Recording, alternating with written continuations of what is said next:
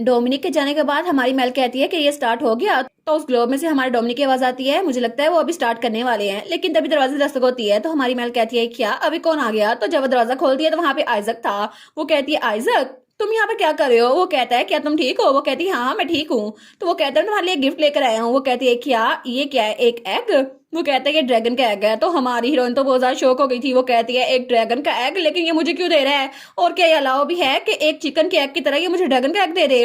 वो कहता है ड्रैगन तो बहुत ज्यादा डिफिकल्ट होते हैं हैच होने में, और ज्यादातर ड्रैगन तो एग के अंदर ही मर जाते हैं, लेकिन चूंकि तुम्हारी ब्लड लाइन वो ड्रैगन की ब्लेसिंग की वजह से बची हुई है ना, तो मुझे लगता है तुम्हारे साथ ये ड्रैगन हैच हो सकता है। ऑफ कोर्स मुझे तुम्हारी ब्लड लाइन के बारे में तो नहीं पता, लेकिन शायद मुझे लगा था ये हैच हो जाएगा तुम्हारा साथी बन जाएगा। तो हमारी सोचती है इसीलिए ये मुझे दे रहा है ताकि ये मेरी हेल्प कर सके। इस बात ने तो मुझे खुश कर दिया। वो कहती थैंक यू, लेकिन मुझे इसे बड़ा कैसे करना है। तो ऐसा कहता है मुझे तो खुद नहीं पता। वो कहती है तुम्हें खुद नहीं पता कि इसे हैच कैसे करना है। वो कहता नहीं नहीं कोई आइडिया नहीं है। तो वो सोचती है अगर टावर मास्टर को खुद नहीं पता तो फिर मुझे कैसे पता होगा, मैं इस मैटर को बाद में देखूंगी।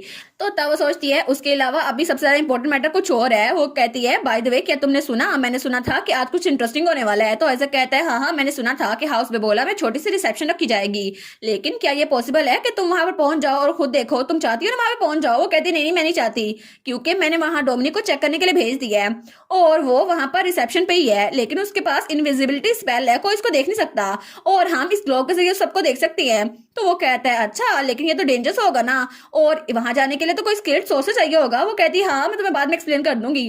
वो सोचती है मैं अभी भी डोमिनिक की ट्रू आइडेंटिटी इसके सामने रिवील नहीं कर सकती। वो कहता है ठीक है मैं तब तक के लिए इंतजार करूंगा। तो हमारी मेल खुश रहती है। वो सोचती है फिर भी इसने आगे कुछ नहीं पूछा, लेकिन सच में ये तो बहुत ज्यादा कॉन्सिडरेट है, लेकिन आखिर मैं इसके बारे में इतनी छोटी छोटी अच्छी चीजें क्यों नोटिस किए जा रही हूँ। तो वो कहती है ठीक है मुझे लगता है यहाँ पे कुछ और है। तो तभी वहां पर वो सेलिब्रेशन शुरू होती है।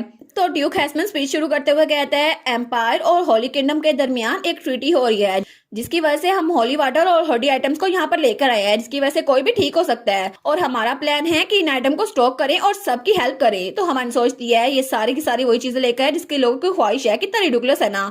तो डोमिनिक उस ग्लोब में से कहता है मुझे इसमें से ग्रेटर पावर सेंस नहीं हो रही। तो हमारी कहती है क्या सच में तुम उनके करीब जा सकते हो। वो कहता है ठीक है मैं चल जाता हूँ, और तब वो छुप के शेरिया के पीछे खड़ा रहता है। वो कहता है कि तो बिल्कुल डिफरेंट होली पावर है जितनी मैंने पहले देखी थी, लेकिन लगता है ये सारे के सारे फ्रॉड है। तो वो सोचती है सच में मुझे नहीं पता। तो तभी वहां पर क्लैपिंग होती है और तब हमें उस पार्टी का सीन दिखा रहता है। वहां पे लिनॉक्स कहता है अटेंशन मैं आज सबसे ज्यादा इंपॉर्टेंट अनाउंसमेंट करने वाला हूँ। तो हमारी सोचती है क्या अभी तक ये खत्म नहीं हुआ। तो वो कहता है पोप ने हमें एक चीज दी है जिसकी वजह से हम लोग 100 साल की ताकतों को ठीक कर सकते हैं, और हमारे पास ये चीज है। तो सब लोग कहते हैं वाओ, अगर पोप ने इसको बेस्टोर किया है तो फिर तो ये सबसे अच्छा होगा ना। तो शैरिया कहती है हम आपको प्रेजेंट करते हैं होली स्वॉर्ड, और तब हमें स्वॉर्ड दिखा रहती है जो कि बहुत ज्यादा चमक रही थी। तो हमारी मेल सोचती है ये कैसे पॉसिबल है, क्योंकि ओरिजिनल स्टोरी में तो ऐसी कोई स्वॉर्ड थी नहीं ना। तो तब शैरिया कहती है ये स्वॉर्ड ग्रेट हीरो जिसने पास्ट में नॉन ह्यूमन के साथ फाइट करके एम्पायर को प्रोटेक्ट किया था ना, ये उसकी है, और ये स्वॉर्ड बहुत ज्यादा अहमियत वाली है। तो हमारा डोमिनिक सोचता है कोई बात नहीं, ये मेरी बॉडी के साथ कोई कंपेयर हो ही नहीं सकती ना। तो तब शैरिया कहती है तो बिल्कुल डोमिनिकस की तरह है। तो वो लोग कहते हैं अरे हाँ ये स्वॉर्ड तो एम्पायर के ग्रेटेस्ट हीरो सर डोमिनिकस के साथ ही रिलेट करती है ना। तो हमारा डोमिनिक सोचता है क्या मेरे साथ, लेकिन मेरा तो इस स्वॉर्ड के साथ कोई लेना देना नहीं है। तो टावर मास्टर आइजक कहता है कि तो बहुत बड़ा मसला हो जाएगा ना अगर ये तलवार असली हुई। तो हमारी मेल कहती है नहीं नहीं मुझे लगता है ये फेक है। वो सोचती है सच में ये लोग क्या कर रहे हैं। तो तब शैरिया आगे कहती है और रूमर्स तो ये भी कहती हैं कि ये होली स्वॉर्ड सर डोमिनिकस की रिलेटिव है। तो हमारी हीरोइन सोचती है क्या।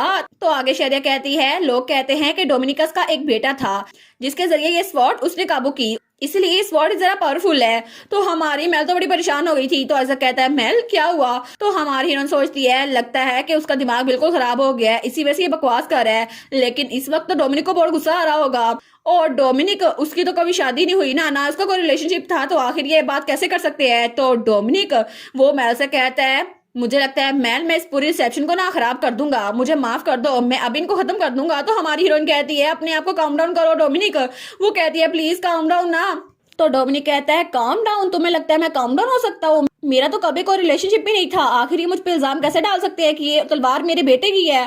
तो तब हमारी उन कहती है बस कर दो डोमिनिक, हम इनसे बदला जरूर ले लेंगे और तुम्हें कुछ करना नहीं होगा। तो डोमिनिक को तो बड़ा गुस्सा आया हुआ था लेकिन वो चुप हो रहता है। तो हमारी उन कहती है तुम स्वॉर्ड के हीरो हो डोमिनिक, तो प्लीज अपना रिवेंज प्रॉपर तरीके से लेंगे, सिर्फ 2 दिन और इंतजार कर लो। तो डोमिनिक अपने हाथों को देखता है, वो सोचता है ठीक है अगर तुम कह रही हो तो फिर मैं प्रॉपर रिवेंज ही लूंगा। तो हमारे उन सोचती है हमारा नॉन चैलेंट हीरो डोमिनिक जो कभी भी गुस्सा नहीं करता, लेकिन इस वक्त तो इसको इतना सारा गुस्सा आया हुआ है और वो भी लिनोक्स हेस्मन की तरफ। और तब वहां पे टावर मास्टर आइजक बैठा हुआ था, वो कहता है मुझे लगता है ग्लोब अभी जरा हिला था। तो हवन सोचती है अच्छा हुआ ना कि मैंने उसको मना कर दिया, लेकिन अगर सच में वो वहां तमाशा खड़ा करता ना तो लिनोक्स और शेरियस तो बचते ही ना। और तब सीन चल होता है और हमें रात का सीन दिखा रहता है। तो डोमिनिक वापस आता है, वो कहती है तुम लेट वापस आए हो, वो कहता है हाँ। तो तब वो कहता है मुझे थोड़ा गुस्सा आ रहा था इसीलिए मैं पहाड़ को ना तबाह कराया। वो सोचती है इसका मतलब है इसने पूरा का पूरा पहाड़ तबाह कर दिया अपने गुस्से की वजह से। लेकिन वो कहता है ये सारी चीजें क्या हैं, वो कहती है अच्छा ये तो लेटर्स हैं जो कि शरिया के रिसेप्शन के बाद वहां से आने के बाद मुझे मिली हैं। तो तब वो लेटर खोलता है और तब वहां पर कुछ लिखा हुआ था, लेडी मैल्डनिक हमें माफ कीजिएगा, हमने पहले आपसे वादा किया था हम यहाँ पर आएंगे लेकिन आपकी टाइटल सेरेमनी में हम आ नहीं सकते। तो डोमिनिक कहता है वो सब तो ऐसे माफी मांग रहे हैं लेकिन इसमें तो कोई भी सिंसियरिटी नहीं है और वो उस लेटर को फेंक देता है। वो कहता है इसके अलावा उनका दिमाग खराब हो गया है कि वो शरिया के साथ मिले हुए हैं। तो हमारी उन कहती है नहीं मैं एक्चुअली ग्रेटफुल हूँ, उनकी वजह से मैं गेस्ट लिस्ट में ट्रबल से बच गई हूँ। तो तभी वहां पर दरवाजा खुलता है और बासिल आता है, वो कहता है मेरे पास बहुत ज्यादा बुरी खबर है, क्या तुम लोगों ने सुना रिसेप्शन पे आज क्या हुआ। तो हमारी मेल कहती है हाँ मुझे पता है। वो कहता है क्या, लेकिन तुम इतनी काम कैसे लग रही हो। तो तभी वहां पर वो एग पड़ा हुआ था, वो कहता है ये क्या है। तो हमारी हीरोइन कहती है ये तो एक एग है, तुम्हें नजर नहीं आ रहा। तो बासिल कहता है हाँ ये तो एग की तरह लग रहा है, क्या ये कोयल का एग है। वो कहती है क्या, वो सोचती है कोयल का एग इतना बड़ा हो सकता है। तो हमारी मेल कहती है नहीं ये ड्रैगन का एग है। तो उसके मुंह से तो जान ही बाहर आ गई थी, वो कहता है ड्रैगन का एग। तो हमारी कहती है हाँ बिल्कुल एक ड्रैगन का एग। तो वो तो बस परेशान हो गया था, वो कहता है लेकिन अभी तक ये हैच क्यों नहीं हुआ। तो हमान कहती है क्योंकि मुझे नहीं पता इसको हैच कैसे करते हैं। तो बासिल कहता है लेकिन तुम इसको हैच कर सकती हो ना, तुम्हारी ब्लड लाइन में डायरेक्ट ब्लेसिंग मिली हुई है ड्रैगन की, तो अगर तुम अपना माना लगाओ ना इसको टच करो तो शायद ये हैच हो जाए। तो हमारी कहती है क्या सच में। वो सोचती है इतना ईजी था, इसी वजह से पहले मैंने इसको हाथ लगाया था ना तो इतना ज्यादा बड़ा हो गया है।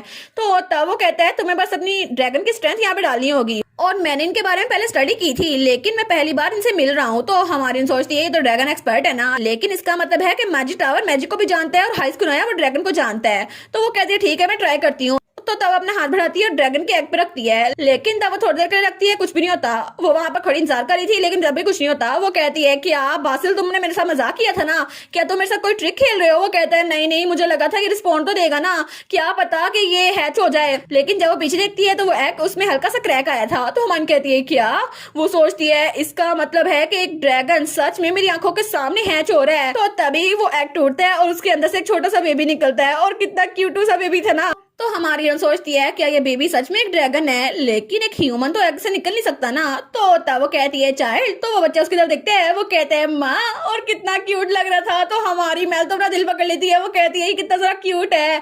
तो तभी डोमिनिक भी इसके साथ खड़ा हो गया था, वो सोचती है कितना क्यूट बेबी है ना। तो तब वो ड्रैगन बेबी कहता है डाडा। तो वो कहती है क्या। तो तभी वहां पर टावर मास्टर आइजक आ गया था, वो कहता है मुझे लगा ही था कुछ अजीब है इसलिए मैं वापस आ गया, अच्छा हुआ ये हैच हो गया। लेकिन जब उसने डाडा कहा था ना तो तब वो आइजक की तरफ उंगली कर दी थी डोमिनिक के बजाय। तो तभी डोमिनिक कहता है ये कहाँ से आ गया। तो हमारे सोचती है क्या इसने अभी मुझे मोम और आइजक को डैड कहा, और वो तो थोड़ा ब्लश करने लग गई थी। तो आइजक कहता है मुझे लगता है शायद ये मेरे साथ फैमिलियर इसलिए है क्योंकि मैंने अपना माना यूज किया था ना पहले। तो तब डोमिनिक कहता है ओए वर्म इधर देखो। तो हमान कहती है क्या ये सच में इतने क्यूट बेबी को वर्म कह रहा है। तो वो बच्चा कहता है क्या।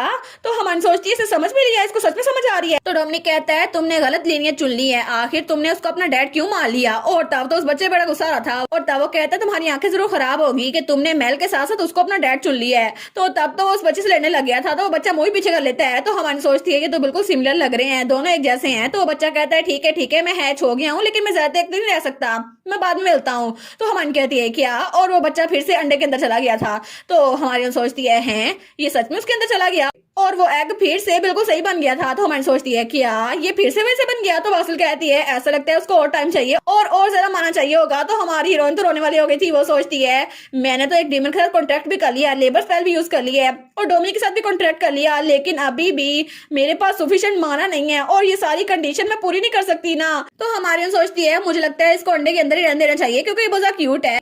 तो वो सोचती है मैं इसके बारे में बाद में सोचूंगी, लेकिन कल कल तो टाइटल सेरेमनी का दिन है ना और मुझे उसके लिए काम करना होगा। वो सोचती है शेरी और हैसबैंड की एंगेजमेंट सेरेमनी भी कल ही है, तो मुझे लगता है कि मुझे ज्यादा मेहनत करनी होगी। वो कहती है हमें कल के लिए कुछ देखना होगा।